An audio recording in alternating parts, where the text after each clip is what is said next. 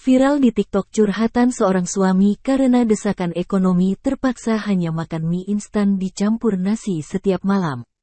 Pantauan sripoku.com di akun Instagram @nengtaiman Selasa, tanggal 31 Oktober tahun 2023, terlihat dalam video tersebut sepasang suami istri viral lantaran setiap malam hanya dapat menyantap seporsi mie instan dan nasi putih saja.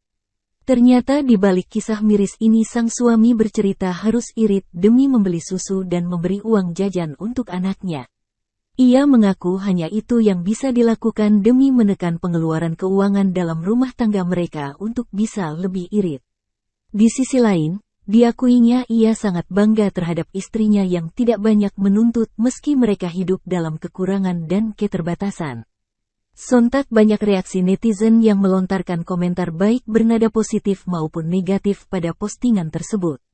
Tak sedikit netizen yang menyarankan alternatif lain yaitu makan tempe dan tahu daripada terus-terusan makan mie instan.